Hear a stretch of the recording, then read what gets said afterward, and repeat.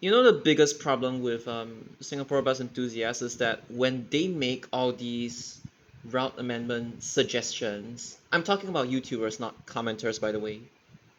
Like when they make these route amendment suggestions, they are completely unable to like in depth justify why they decided to suggest an amendment in a certain way.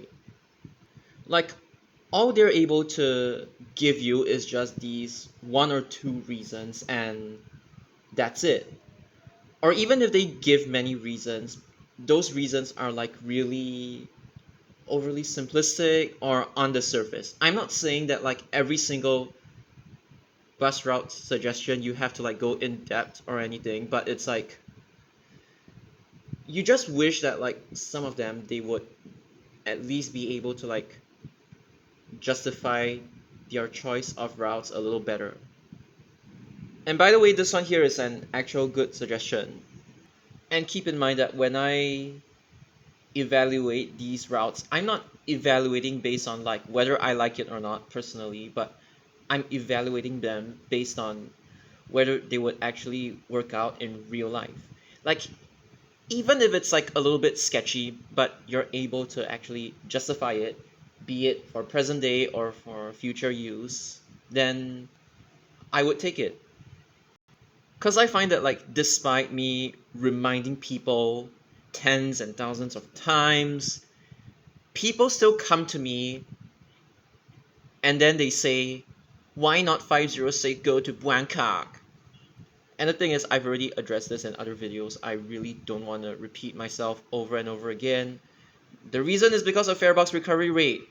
You send the thing up Upper Serangoon Viaduct or you send it below, it doesn't matter.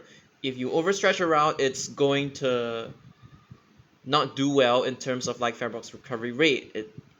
It's gonna go down the toilet basically. When I mean go down the toilet, I mean your money. The money that's being used to operate this bus service. And the simple reason is because if people already alight at Potong Pasir for other bus options like 107, 147, or even Northeast Line, obviously they wouldn't stay on board. And thing is, such services, they wouldn't even be rationalized by MRT. They would be rationalized because there are other bus services that are duplicating, either entirely or bit by bit, different routes duplicate a certain bus service in small bits, that kind of thing. It's enough to cause bus services to get rationalized. But anyway, I've already addressed that one.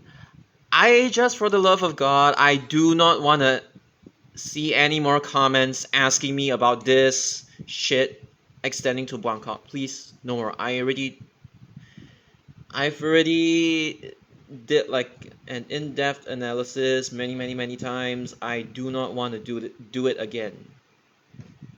And it's also because a lot of people they keep tunneling on the need for a west to northeast link because this express bus service got rejected and a part of it became 974, and nowadays the only west to northeast links you have is 156, which is kind of slow, 165, which I think it's still gonna stay as like a cross island line redundancy bus service or something along those lines, or even kind of vaguely if you consider Serangoon as northeast, maybe this one. And when people go tunnel vision on like this west or northeast thingy, they would try to amend 105 away from Napier, Tanglin, Scott, Stevens. That is like the essential sector for 105. And then I've heard a lot of idiots saying that they want to swap the sectors of 105 and 153 between the junction of Queensway Holland Road and the junction of Bukit Timah, Daniran, and Whitley Road. And I told them about the existence of 123 from Bukit Merah to Delphi Orchard, that area, which would completely duplicate 153. Yes, it's like you're boosting one service, but you're sandbagging the other one. And not just that, some people need the direct connection that 105 offers to like Napier, Tanglin, Scott, Stevens. Without that direct connection, people wouldn't, like, this service wouldn't even survive. It's like when people try to push their own ideologies too hard, saying that, oh, I want a rapid link from west to northeast at all costs, that they completely disregard the way, like, they completely disregard like the whole purpose of like existing bus services in general. Like, this bus service was formed as a result of the old 95. Like, it just became 105 in some sense. Because of history, 105's route is like that. And people have gotten used to this route like for a very, very long time. And it's unfair to change this route to suit your own agenda just because you want to push your own agenda. Look, if you want to go from one point to another point in the fastest way possible, hey, I'm a bus enthusiast, but even I admit, if you just want point A to point B in like lightning speed, supersonic speed, you would just take train. The reason why you take bus as opposed to taking train is because it's more doorstep, it's more convenient, you don't have to make multiple transfers, you can just take the bus long distance. And when people genuinely misunderstand the difference between like what a train is supposed to do and what a bus is supposed to do, like, both of them are able to do long distance type of services, but the whole dynamics between like buses and trains is like completely different. When buses, they become long distance, like their routes have to like make sense so that it doesn't like take on the purpose of a train. It's the same thing for a train. It has to like pass through all the most populated corridors, or even pass through all the private estates which have very, very poor public transport access and all that stuff. But yeah, the whole thing is that you just don't make buses overly express or overly rapid. Yes, express bus services, like rapid bus services like 700, you know, that concept in the past, the kind whereby they are able to like rig traffic lights from red to become green and all that sort of thing. Yes, there are fast forward buses, there are express buses, limited express buses like service 30E or something along those lines.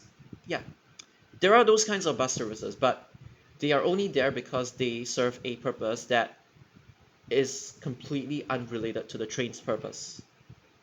So, bearing that in mind, the reason why a lot of like west to northeast bus services, they are not able to happen is because, you know, Cross Island Line is gonna do stuff. I'm not saying rationalize bus services. I'm just saying Cross Island Line really reduces the need for like all of these faster bus services. These bus services that are long distance, they focus on connectivity and not necessarily getting you from one place to another place fast. Yes, I do know there are like exceptions, like this whole lot that uses TPE, as well as like the whole lot of bus services that use AYE. These, they serve their own purpose. Train can never ever replace them. But if you're gonna design a bus route that will potentially get replaced by a train line, then I'm like, no, just don't do it. That's the reason why you don't just fucking send 506 to Bangkok, that kind of thing. Because generally, point-to-point connections, if they're done by buses, they're usually short distance. A lot of point-to-point connection buses, they have really decreased in popularity over the years. And you would notice that many point-to-point connections, like just getting from one point to another point without like any intermediate stop. I know technically trains, they have intermediate stops as well, but it's like for just this kind of like getting from point A to point B fast, usually people just take the train. And the thing is, even from point A to point B, if you don't want to take the train, that's completely fine. You could take a bus route that's slower, but it actually passes by your doorstep as well. That nothing wrong with that. And then obviously this would be like the main train line. But you, for the love of God, you just don't make a bus service do the exact same purpose as a train. Yes, point to point exists in the form of like CDS and premium as well. But here's the thing. These premiums and CDSs, they have like way in what am I saying? It's like they have like enough demand within like the neighborhood sectors to be able to justify not taking the train. That's the reason why CDS even works in the first place, because they take people to from their doorstep to their office, and then from their office to the doorstep. And at most they change to another feeder, or they change to like LRT. Like that's it. Okay, I don't really know about LRT, but it's usually from a bus and then they transfer to at most another bus. That is the point. And then I forgot to mention BKE. There is like 190, 960, 972. You realize that all of these bus services, they serve the areas that are not accessible via train. I mean, there might be a train station like LRT or MRT nearby, but these things, regardless of whether your bus stop is like near an MRT or LRT, it's like if your destination in the first place is way more accessible by bus as compared to like train, like where you have to walk or transfer to another bus, you would take these buses instead. Because these buses, they serve all the in-between or intermediate areas, like, you know, in between MRT stations that they don't even have. Okay, how should I say it? It's like you have Teck Whye, you have Bukit Panjang Road, the entire stretch of it. You have Jelebu Petir pending. Okay, I will I will discount Jelebu and Petir for the time being. I would just say pending, like basically block 270 to block 223. Okay, I should say pending, not pending. I'm sorry. And then 972, obviously, inside the entire Senja, Jelapang, Segar, Fajar. These areas only have LRT or no LRT at all. And LRT transferring to DTL is like very inconvenient. So when you give them a doorstep bus service that takes them to Orchard, straight away they will take the bus. Because these bus services, they do not do the purpose of MRT. They have their own purposes. And when I was referring to like intermediate stops or like stops without MRT in general, I was referring to the in-between gaps, in-between areas. Instead of funneling all these people to squeeze on board the train, you take advantage of the bus, you let the bus travel a different route to the places whereby there is no train, be it the intermediate stop or like completely intermediate stops or like completely new places. Like, you know, not all of Stevens Road has MRT access. And then 190 actually has good demand, like within Stevens Road. It's not just Orchard, even Stevens Road in general, there is like good demand. That's why they put bendy buses on like weekends or, you know, during the eves of public holidays or on the public holidays themselves, because they know that like has a lot of 190 would get a lot of like shopping demand. They would take 190 because the MRT is way too inconvenient for them to take. So yeah, this is the reason why these buses, they serve a different purpose from the MRT, and because of that, they are able to survive. Now, don't listen to all these anti-bus yappers who keep trying to push people to MRT. Do not listen to them. I'm just telling you the reason why all of these bus services are able to exist even when there is technically MRT. And by MRT, I mean you have to transfer like 9,999 times just to reach your destination. When you have like, as opposed to like just one direct bus service. So again, it's really a case by case thing. And in the case of like premiums and CDSs, When you give them this kind of doorstep connection, when you allow them to skip MRT or skip these annoying transfers, they will take it. It just depends on whether like the neighborhood sector that you're serving has a lot of demand in the first place. But yeah, the reason why I spent like 15 minutes yapping about this is because I just want people to like clearly understand why 506 to Bangkok doesn't work at all. Whereas when you have this kind of suggestion, it's able to work. So he's saying that extend back to the northeast. Okay, realistically, this is not possible anymore because 502 is now very, very strong. When it comes to demand, like when it comes to like Suntec and Bayfront, it kind of functions as like 657, but you know 657 it only runs like 2 trips, but 502 it runs multiple trips per day. I mean like when does the last bus leave Sunli Bus Park again? Is it like 10:30 or 11? I cannot remember, but basically 502 operates the whole day, whereas 657 only operates like 2 trips per direction per weekday. That's not a public holiday. That's not a public holiday. But yeah. Since this one is already strong in Suntec and Bayfront, that's why I was saying like realistically this wouldn't happen. But conceptually, if you go via the pre 2003 route, okay, so pre 2003 route, instead of like Toguan Road, it actually passed by Jurong East Central in both directions, and then there was also like an intermediate stop at Clementi MRT. But I think over time it was like they shifted 502 to PIE, like Totak Avenue, PIE, Whitley, Stevens, Anderson Road, Orange Grove Road, Orchard Road. Not just 502A, but even 502 shifted as well. And then over time they reverted it back to Clementi MRT, but it doesn't stop at Clementi MRT. It just passes by Commonwealth Avenue West, Clementi Avenue 2, Ulu Pandan Road, goes over the flyover, Holland, Napier, Tanglin, Orchard. So yeah. But yeah, when I say pre-2003 route, I'm meaning this route. If you want like a west to northeast express bus service, yeah, you could capitalize on Clementi MRT. But then again, asking 502 to call that bus stop is like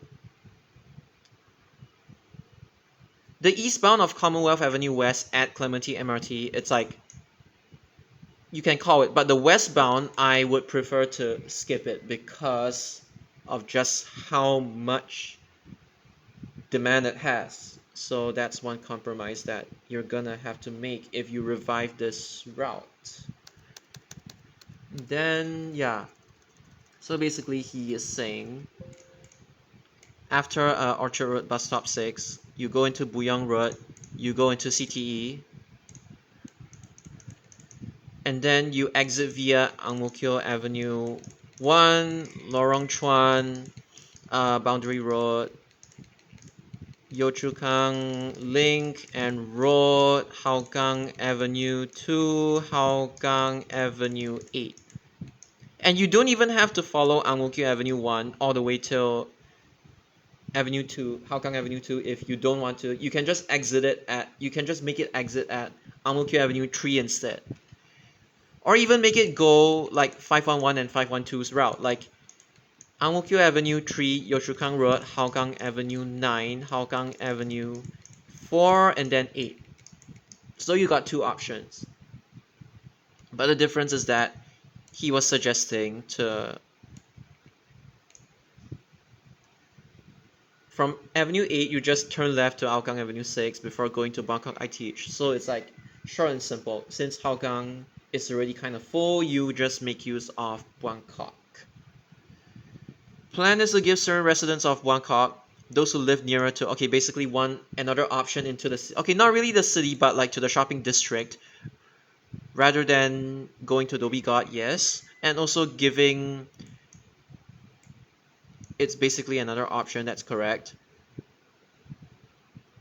Also for the city area, at a second direction towards Bangkok, 502 duplicating the whole city stretch may not be practical. Okay, wait, what is he talking about? Also for the city area. second direction towards Bangkok.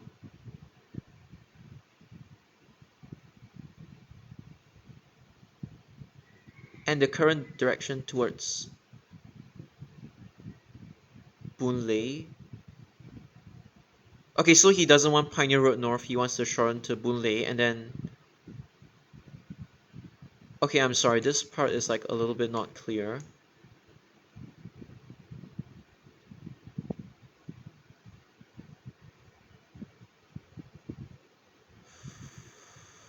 I don't know if he's saying red and white plates, like Suntec Bayfront, and then you go up to KPE.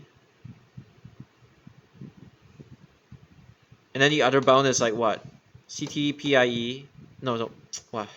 KP, PIE, CTE, Orchard, Suntec Bayfront, AYE, Clementi Avenue 6. Okay, I'm a little confused, but okay. Wait.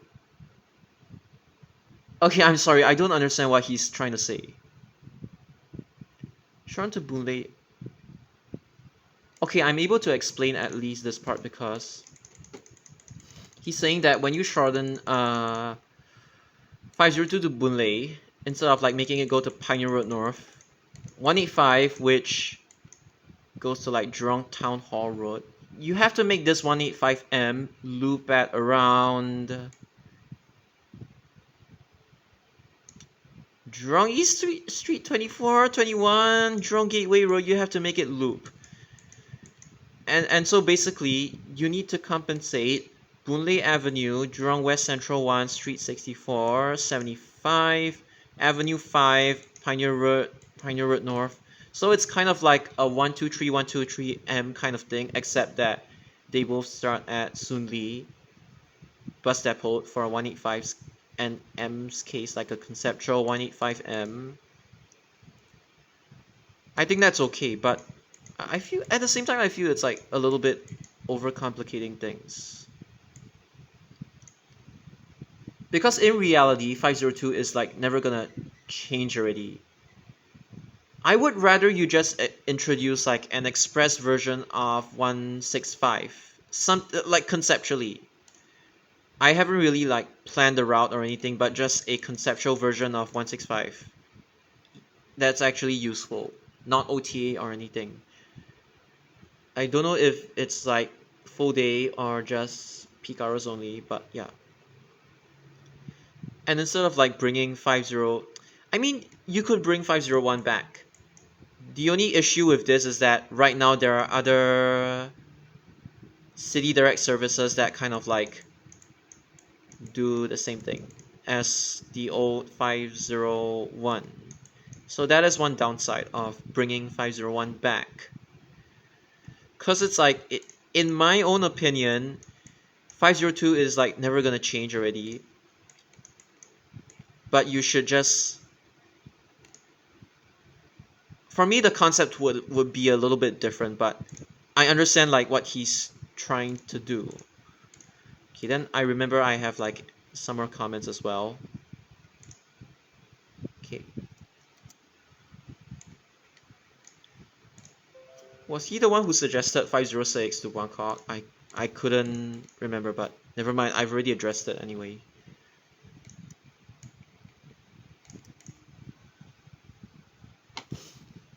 Okay, he's saying new bus service from Bangkok ITH. Okay, so he's basically saying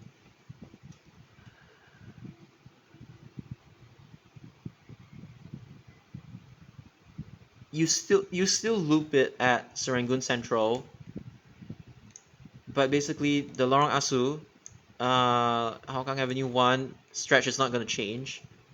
But from Hougang Avenue 1, you let it go Tampines Road, Hougang Avenue 7, Upper Serangoon Road, Buangkok Drive, and Buangkok ITH. Then again, alternatively, you might use Hougang Avenue 8 and 6 and then Sengkang Central. That's also possible. So two options, either 8, 6 or Upper Serangoon Road. and then Buangkok Drive. Both are possible. I think this one is still okay. And then he's like saying what, new trunk route from Buangkok ITH to Mount Pleasant Estate.